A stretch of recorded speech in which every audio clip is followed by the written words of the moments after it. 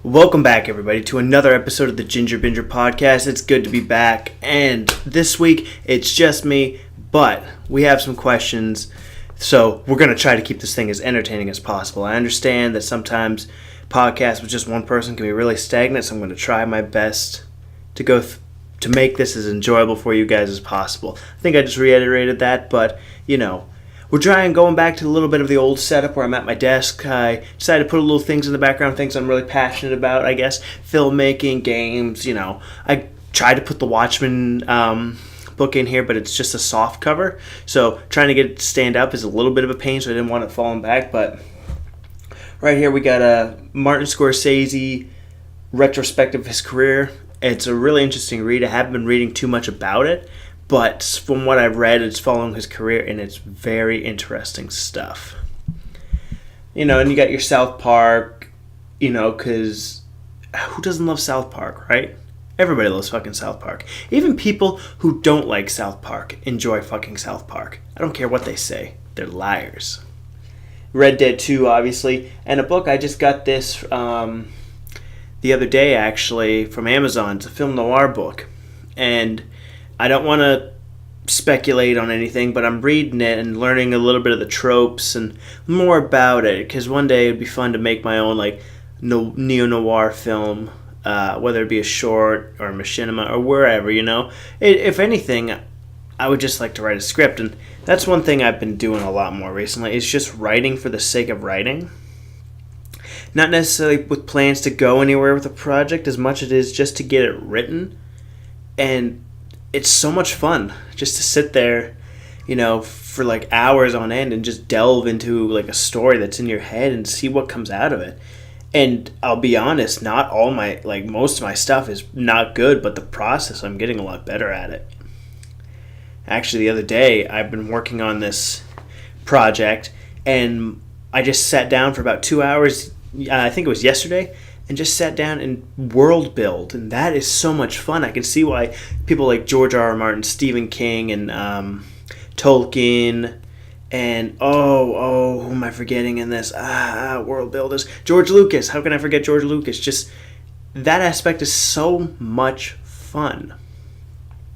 I'm just sitting there and for hours just thinking about what is this person's backstory? What's the backstory of the town? What are these mountains? What do they do? There's something evil in these goddamn mountains. So yeah. So that's just, I guess, a brief of what I've been up to the past few days. But let's get into a couple questions here. These were questions I meant for a guest, but I couldn't get one this week, so I'm gonna answer them and see what we can learn about myself and see what we can learn about for everybody else, okay? Okay, so the first question is, being an adult everything you thought it would be? Absolutely fucking not. When you're a kid, you're an adult, you think being an adult is you can go to bed whenever you want, eat ice cream whenever you want, and all this stuff, as many of you know. When you finally get to that adult age, you have so much responsibility, trying to go further in life and pay the bills. And thankfully, knock on wood, I've never really had a situation, and I feel like I'm jinxing myself, where paying the bills was always a concern for me or anything like that. There's only one point in my life where I did get to a point where I started to get a little worried. Thankfully, I never got back to that point. It definitely is something, though. But, not to say that it's all bad. Being an adult is great. You grow so much as a person. The person I was last year, 5 years ago, was nowhere near the person I was. The person who I was when I left high school, I wouldn't talk to that type of person today. And just so everyone knows, it's not because I think I'm better than anybody or anything like that. It's just I've grown so much. It's outrageous the stuff you do when you get older. And it's taken me a long time to mature. I'm not going to say it's happened overnight. I still, 5 years from now, I probably wouldn't want to talk to my 25-year-old self. But, that remains to be seen. It's all about that constant growth, I guess. But is being an adult everything I thought it would be? it takes its good moments and its bad moments. I was talking to a coworker the other day about how I wish I could just take like a weekend and just play video games all day long with some friends. No responsibilities, nothing. Just have some Doritos, some, Fresca. That is a very weird combination to most people, but I enjoy that combination. Something about it's comforting. Order a pizza and then just game out on like Halo 3 or Call of Duty 4. Any of that shit. But sadly, those days don't ever come. Like even days where I'm like, I'm just going to take today and do whatever the hell I want. You still got a lot to do on your own. Kids, if any of you listening, growing up is not easy. Oh, God. But hey, I've got to do so much more as an adult. I've got to go out and do stand-up comedy, at a bar. It's been, that was such a blast. I've got to go out and party with friends at the hottest nightclub in the city. And that was a blast, what I remember of it anyway. Oh my, there's so much you can do. This is what I got to work on. I worked on the Trailer Park Boys as an adult. Right at it, my internship turned into a job, and I got to work on season 10 of Trailer Park Boys. That was fucking amazing. If I don't achieve much more in film, I get to say, hey, I worked for the Trailer Park Boys. And, from back home, that was holy shit. It's like you're, walking with Steven Spielberg with people, because you're like, everybody knows Ricky, Julian, and Bubbles. And, it was, and I got to meet all those guys very briefly. I wouldn't say I wouldn't think they would remember me, but I remember chatting with them. And all three of them treated me, very friendly, a lot of respect. There didn't seem to be much ego. And they were all, here's a story for you guys. So it was after we wrapped season 10 of Trailer Park Boys that I was planning on taking my girlfriend to go see Suicide Squad. And what Rob Wells did, the guy who plays Ricky, he went to everybody who was working at SwearNet and DigiBoys, with the two companies. I was working for DigiBoys. We did the editing. He gave each person in the building it's like a pass to Cineplex that covers 2 tickets, 2 popcorns, 2 drinks, and there was something else to it. I just can't remember off the top of my head. And he paid for all of this out of pocket. He already paid us for Trailer Park Boys. He didn't have to do that.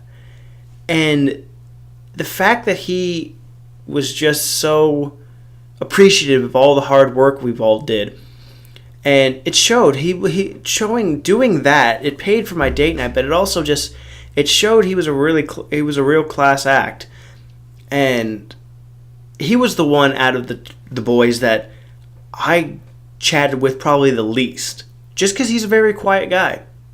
Very quiet, very reserved, nothing really like his character from what I got, but it just was really like a nice thank you. And it didn't, when you meet somebody who's famous or someone who you've, admired their work for a long time and they let you down or they're a dick.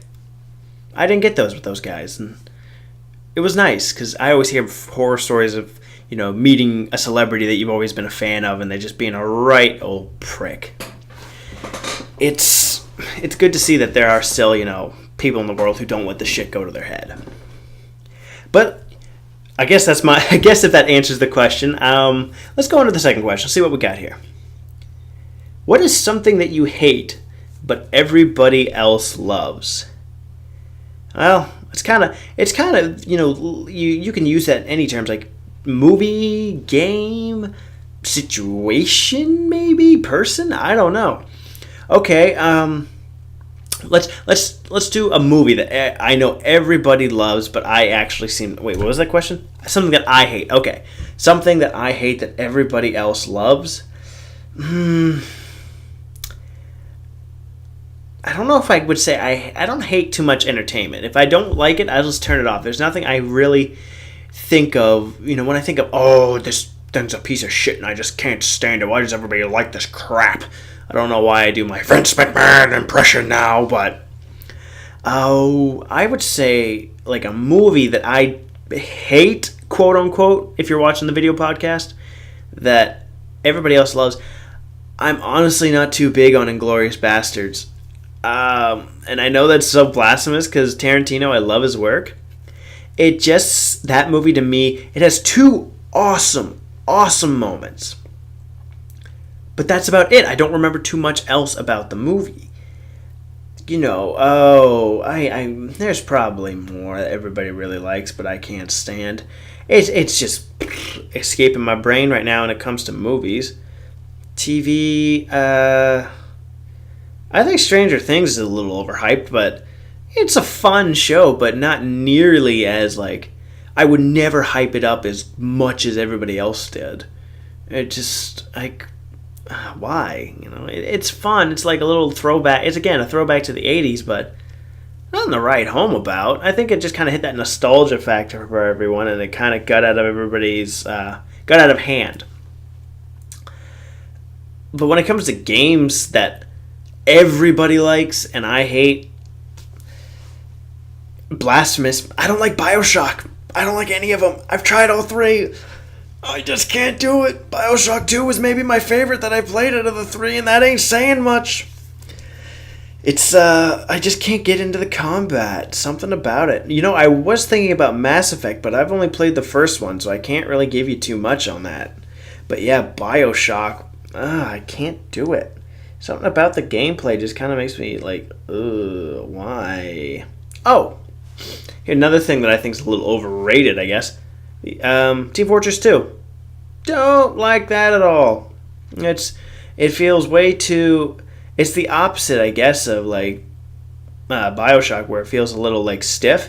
This one's a lot too not fluid, but too much wave. How I would describe it, how quick and smooth your gun goes. It's a little too smooth for me. That's just my opinion. I probably already pissed off anybody who's listened to this podcast. But those maybe, and now I guess let me just try to think of a situation where, or a thing that everybody really likes and I hate. Well, actually, I'm not too big on The Rock anymore. Dwayne Johnson seems like a very nice human being, almost too nice. I used to follow him on Instagram, and everything he posted felt very planned out, very step-by-step methodical for his image. And I get that. But it comes off as fake to me, disingenuine. The Rock is this... He doesn't have, a human moment. And it's almost like he's kind of mirroring his movie characters, because it's very rare where his characters nowadays have any human moments. It just... maybe I would say The Rock. He seems like a nice guy. I'm a big fan of the wrestler. But as, Dwayne Johnson, he's really just kind of he's almost too lame. Dwayne Johnson, if you're watching this, good to you for making it all. Something about it, Don't give me the people's elbow, please. But that's all I've got to say about that, as Forrest Gump would say. All right, question number 3. I don't know if if you guys can hear, the cat is trying to bust into the studio right now because she doesn't understand when the on-air sign is lit up to not come in and knock on the door. Selfish bitch. Do you think people are too sensitive? That's kind of hard to say, honestly. I think people who... the funny thing is I wrote these questions for other people, but now that I have to answer them myself, it's not as easy as I thought. I wouldn't say that people... I think people are definitely ridiculous. I think they've always have been. I think we're just now at a point in our lives where we can see it. And I'm going to go on a rant here before I answer this question. I always remember my mother telling me, and I love my mother to death, that this is what I would always hear growing up. I'd tell her something ridiculous that I found online. And she's like, geez, kids are weird these days. And she said it with such contempt for my generation, I hated it. For the reason being, kids, people, all of us have always been weird, fucked, depraved, all this shit. We're just now in a situation where the internet doesn't forget. Okay? So now we get to hear about it, see it all the goddamn time. And this goes on to this whole generational thing. I think generations are bullshit, by the way. That one generation is better than the others because how dare this group, what was it? Like all of us growing, like they said millennials are eating Tide Pods. I know a lot of millennials. I have never met a single millennial who ate a Tide Pod. And another thing about millennials. Okay, this is the one thing that, just generation, I'm going to go back to that. To me, a generation thing doesn't make any sense because it's 15 years? Even if you did 10 years, the person who's born in 1990 does not identify with the person who identifies in 1999. You know what I mean? They're two at very different age ranges when they're in their formative years. So to compare these people, I think millennials go from 1996 to 1983, something like that, 1981. I don't know the exact, but the fact that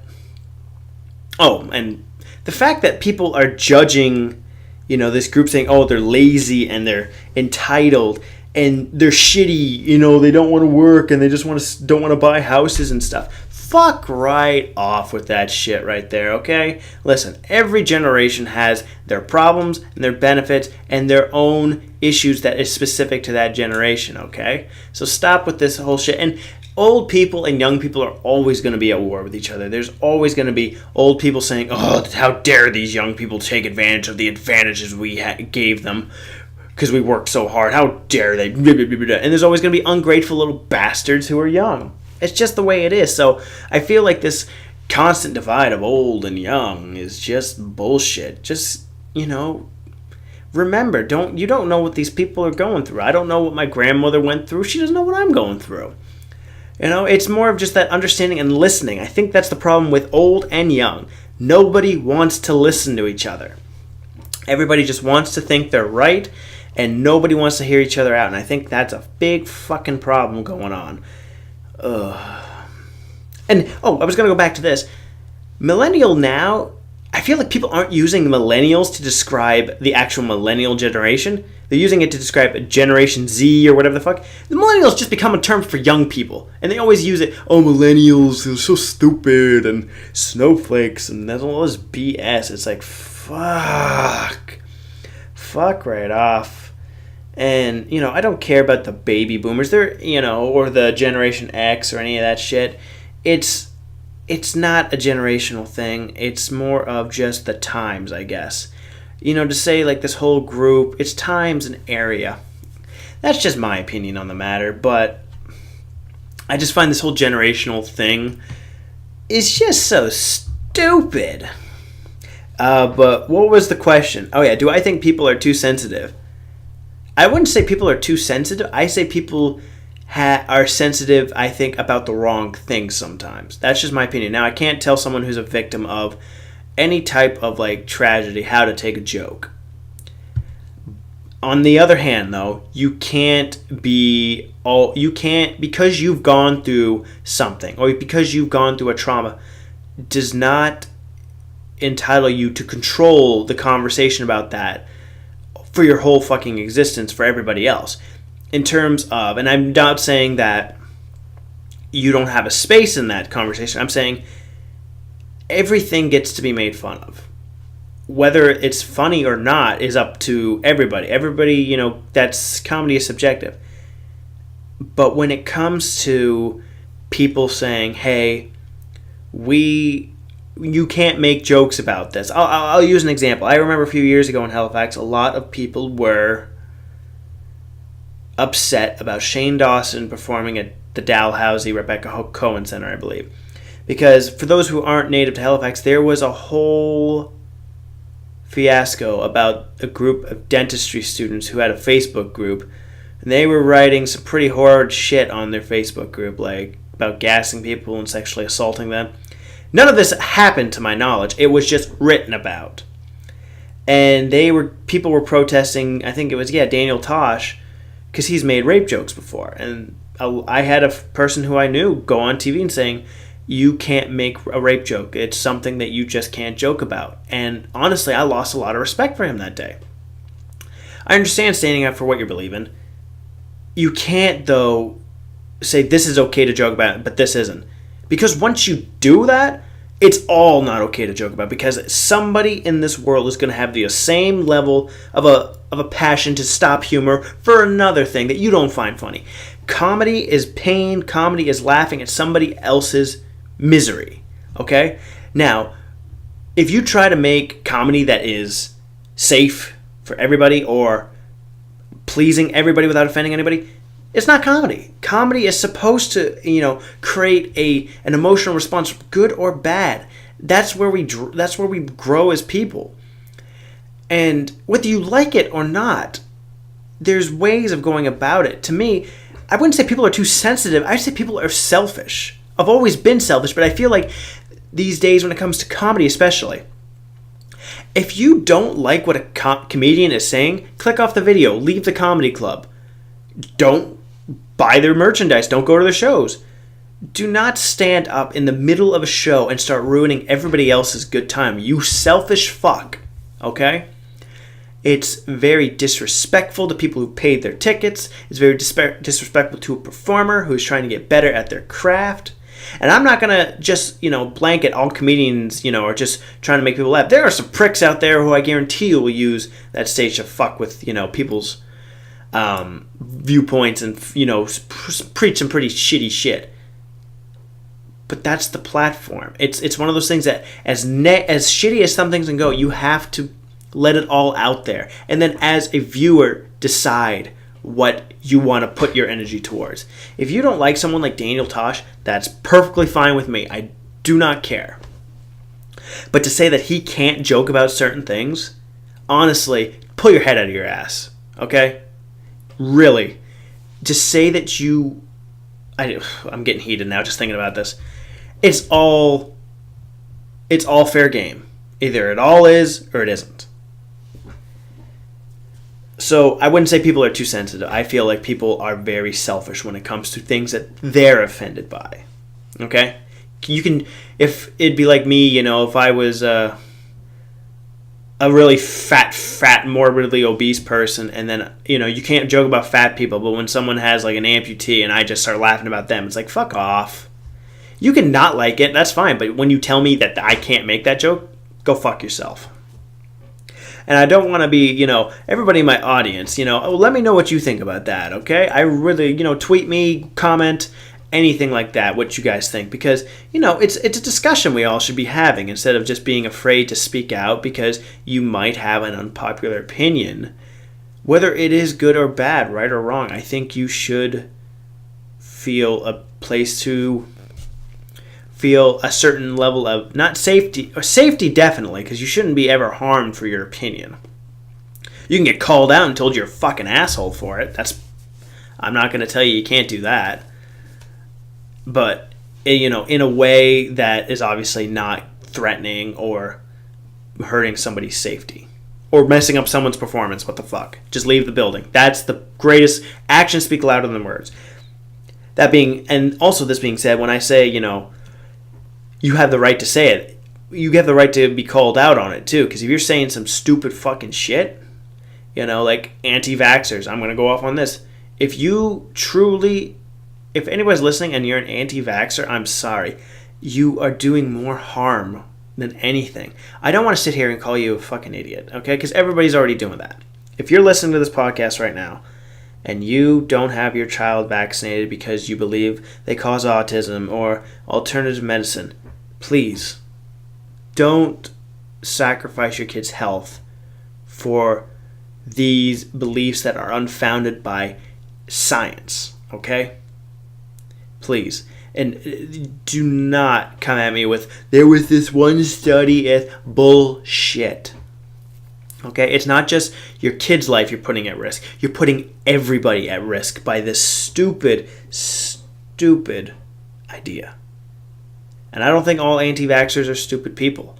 I think people can get caught up in like, not a hype, but like a movement, or even just the way some people are raised. I really,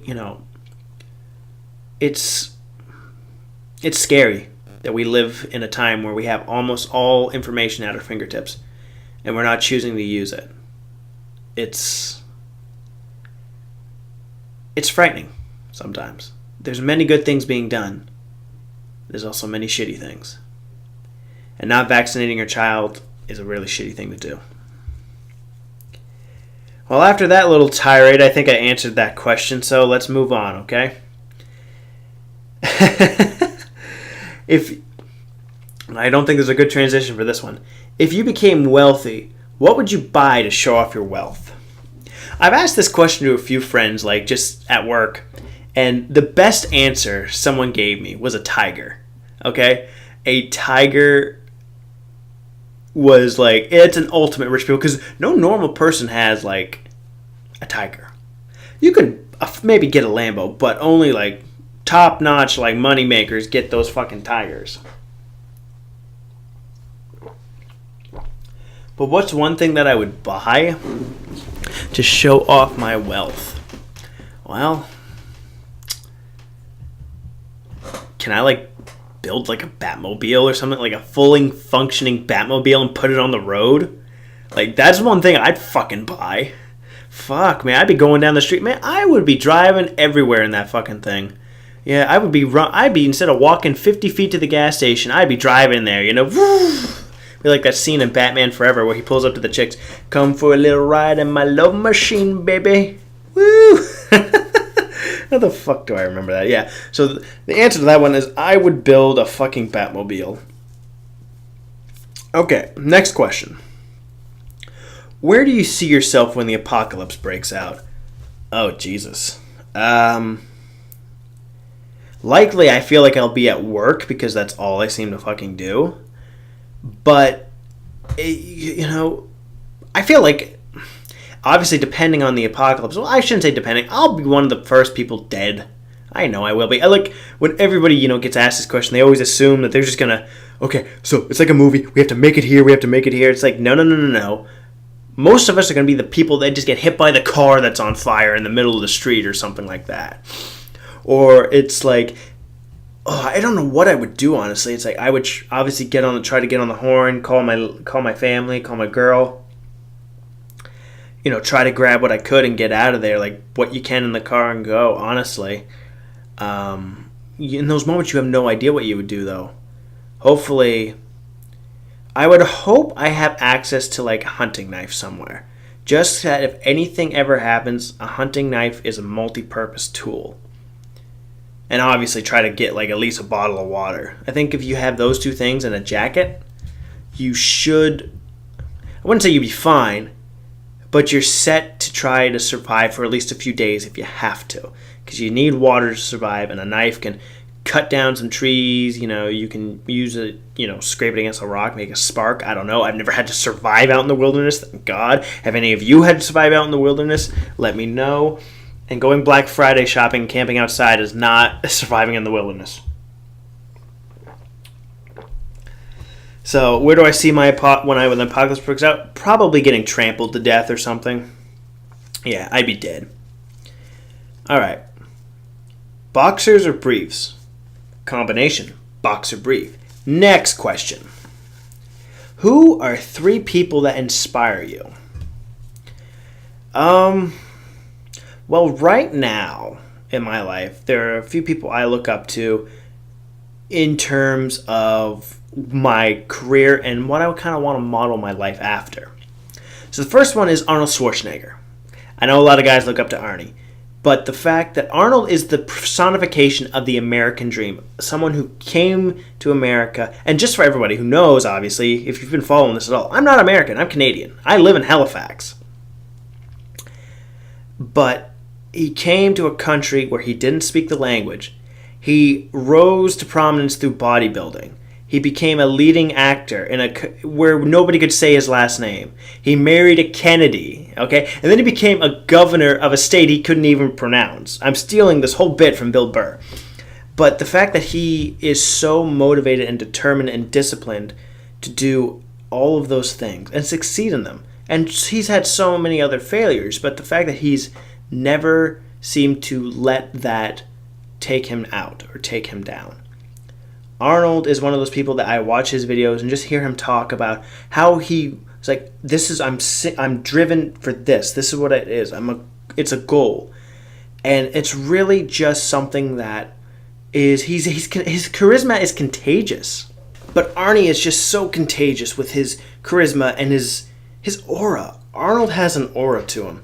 He's an inspiration for conquering obstacles, for never giving up, and for no matter what, discipline is key. And that's one thing I've been trying to work on for a few years, honestly. It's because I've never been very good at disciplining myself. I've been determined to do things, and I've done these things with, inspiration and out of spite, but never just for a long term on end, where it's more of like short bursts of that. So that's one thing I'm trying to learn from him. So Arnold Schwarzenegger is the first person that inspires me. Second person, honestly, is Robert Rodriguez, the director of Sin City, Spy Kids, and the Alita Battle Angel. And I'm very interested to see that. It looks a little... I don't really like the animation of the main person. It looks kind of creepy to me. But the reason being, if you haven't read his book, A Rebel Without a Crew, I really recommend it if you're into filmmaking at all. His story about how he made this movie basically to learn about filmmaking, but also to sell to the Spanish language market, and ended up, getting a deal with Miramax and being able to remake his movie with Antonio Banderas as Desperado? Yeah. It's really inspiring that, and especially him talking about filmmaking and how he always does a lot of it himself. He doesn't really like to rely on other people to help his vision get created. Obviously, he has a crew now, but the whole idea of he has his in-house, he has his own visual effects company. He's his own cameraman. He's his own editor. He'll just those little things right there help me, who's someone who's starting out completely no budget filmmaking, and his process of okay, know your movie inside and out before you go shoot. Close your eyes and you can picture your movie. That way, just get those shots because you already know what you want. And that way you're your own editor, so you don't have to waste time.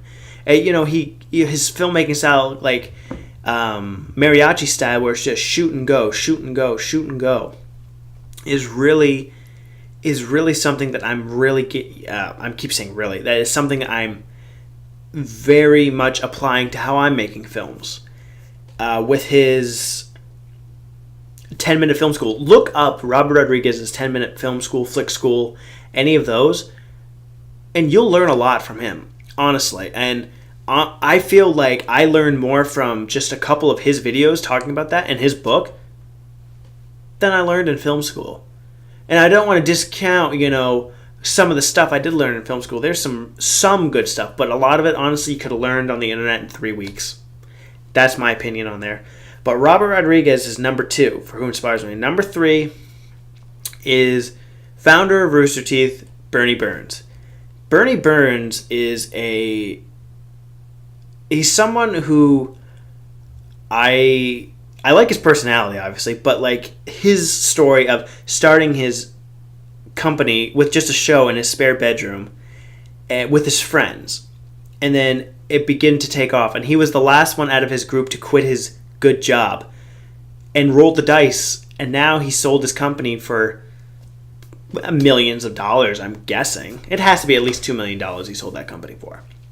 But now he's working with his friends with a staff of 500 people making movies, whether they be low budget or not. But where they started is such a story that anybody who's starting out in that position that's where they want to go.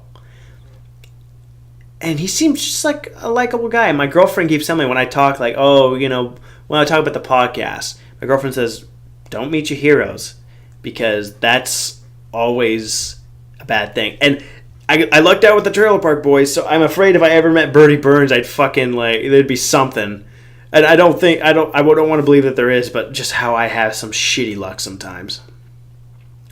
So it's Arnold for his work ethic, Robert Rodriguez for his tips and tricks and way of going about filmmaking on his own, and Bernie Burns for the story of building a company and a community off shit he liked.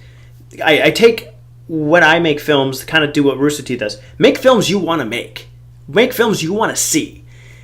Because when I was in film school, I felt like the films that we were, by our head instructor, that we were not forced, obviously, but like pushed in that direction to make, not the kind of movies I want to make. I'm not looking to make movies that change the world for a group of people.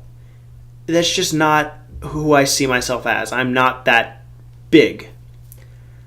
I want to make a movie and films and everything that you want to show your friends, be like, dude, check this out. This is so cool, or this is so fun, or check this out. Like, I feel something. I want you to be proud to be like, oh my God, that was so fun or so awesome. I guess it's like a guy type movie, but that's just that's who I am. I've let a lot of that media inspire me. So, the three people: Arnold Schwarzenegger, Robert Rodriguez, Bernie Burns. Oh, and now we're going to, what is the next question? 3 regrets that you have. Okay, regret number 1 is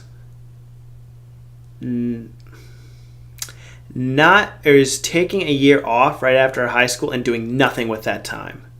I made a couple videos here and there, but nothing that amounted to anything.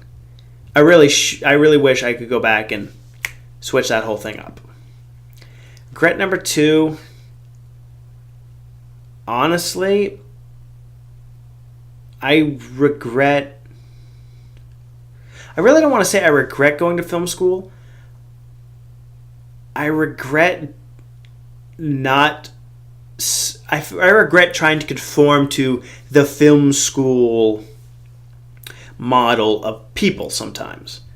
That's how I kind of felt. Like I really kind of let that environment change me a little and change how I talked, change how I presented myself.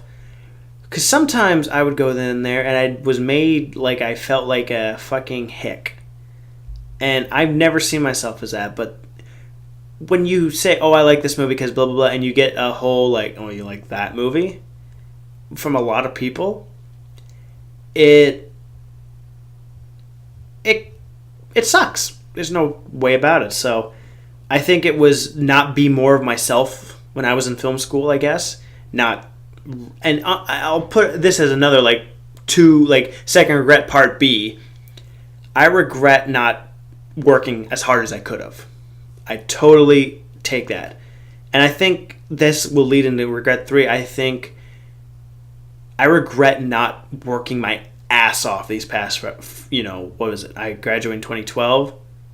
So that would be 7 years. I should have been doing a lot more. Like these past 2 years, I've been really working harder. This last year especially. But it was more of when I was in acting school, I'd go in and I would look over my monologue once or twice, but then I wouldn't really take too much, about it. I wouldn't think too much, and I wouldn't really go home and study it too much. So that was me not working hard. When I would go for auditions, I would read over it once, and then when I get in front of the camera, I'd get nervous and I wouldn't get the part. And that's what I'm working on as a person, that was pushing myself to achieve better, because I know I can. Okay? I know I can do better, and I want to do better. And this is something I really do want.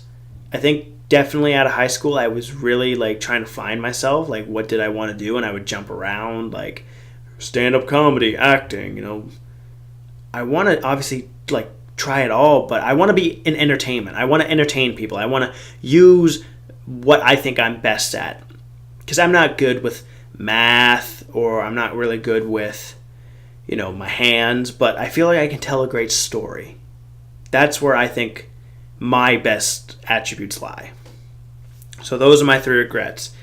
Not wasting time out of high school for the first year, not pushing myself and letting film school change me, and not working my ass off since I've been out of high school. Okay. Next question. This one's going to be fun.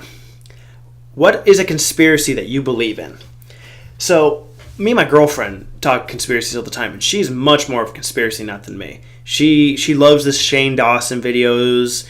She was watching the other week, Chuck E. Cheese pizza. They reusing the pizza slices. The conspiracy, I think there's only one conspiracy that I truly believe is a conspiracy, and there's something funky behind it. And it might sound like the most vanilla, but I think that's what makes it the most plausible. The shooting of JFK. I think that honestly is something that reeks of fucking cover-up. Because it just doesn't seem to make a whole lot of sense. And I've watched videos about how scientists show how the magic bullet got through Kennedy and the governor because they were sitting not directly in front of each other, but off and down a little. But the plausibility of it, why would you... And again, I'm no scientist, I'm no military expert, this is just what I think. Why would you, as Oswald, if Oswald was a single shooter, not shoot Kennedy when he was coming up the street instead of going down Main, like how he got shot? It doesn't seem to make a whole lot of sense, because it seems like the easier shot would have him coming towards you instead of going away from you. That's just my thought. And a lot of people speculate he wasn't that great of a shot, and being able to pull that shot off, a lot of sharpshooters can't do it. So it reeks. And the fact that after Kennedy so much shit went down, like Vietnam and all that shit got more put into play, I can see people benefiting from Kennedy's death, and it wouldn't surprise me. I mean, in the 60s, a lot of people fucking got assassinated who were major public figures, especially for civil rights. Martin Luther King, Malcolm X, Kennedy. I was about to say Mr. Kennedy. Mr. Kennedy, yeah. Oh, man. So it's the JFK conspiracy that I truly believe is an actual conspiracy. No offense to y'all who believe in Chuck E. Cheese's pizzas reusing their thing. There ain't nothing wrong with that. I just don't care if they are. I've never eaten at a Chuck E. Cheese in my life. I don't think we have those in Canada. Okay, next question. Do you wish you could see the hours wasted on media consumption? I feel like a lot of games already have that option, but as I've gotten older, looking back, I definitely wasted a lot of hours, playing a lot of Call of Duty, but when I think about it, I was having fun with my friends. So no, I don't think I was wasting a lot of that time. I think I waste too much time myself just randomly scrolling the internet when I should be doing something else. I've wasted more time as an adult than I ever did as a kid, in my opinion.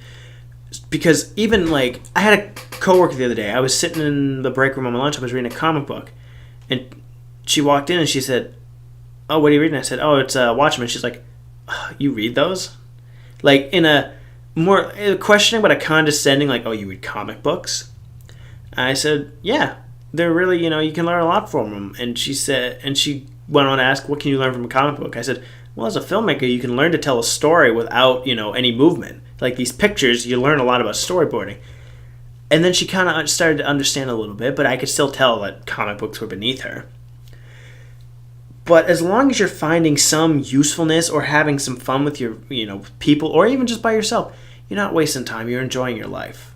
Okay? So when people tell you you're wasting your time, or why do you do that, it's so you're not getting anything out of it, fuck them. It's your life. Live it how you want. Okay? Everything in moderation, of course, but fuck them. Okay. What is your greatest fear? My greatest fear, I think my greatest fear is getting old and not having accomplished anything I set out to do. Not that I attempted and failed, but not making the attempt at all is what scares me the most. That I'll come up with an excuse, or I'll come up with some kind of reason why, I can't do it today, and 40 years later I'm fucking old as hell and I can't do shit anymore. That's my greatest fear, because it's all up to me to make these changes in my life, and I am my own worst enemy, and I think everybody can relate to that. It's scary, but I think I'm winning. I think slowly I'm winning. Just by even doing this podcast, talking to you guys, I'm doing something. And one step at a time, and it feels nice. So that's my greatest fear. This is the last question, guys. What is your ultimate goal? My ultimate goal right now in life is to be able to provide for myself and family and possibly my friends. I would love to be able to hire my friends. And be able to control our lives in a way that we're not relying on if a company goes, if for example a company ends up going, selling off, and then all the pensions that we've been investing in get just dropped, or they break up a union and there go our benefits. I want to be in control of that myself, so if I fuck up and I lose my pension or anything like that, it's on me. It's everything that went wrong is because of me, not because of something that was out of my control, because that would drive me nuts. Also, as well, not just to sound like, oh, I want to be a god with all this control. I want to have a job, a career that I don't want to retire from because it's so much fun. A job where I can go in and it's a guarantee that at one point in that day, we're going to laugh, roar, and basically have a story to tell people down the road. That would be a happy life for me. There are people who want to go out and change the world. More power to them. As a kid, I wanted to do that. As an adult, it's just not for me. And on that note, everybody, I think this is a good spot to wrap up. So let me know what you guys think about any of these questions. What your conspiracies do you believe in? What is your greatest fear? Boxers or briefs, you name it. Until next week, guys, keep on binging.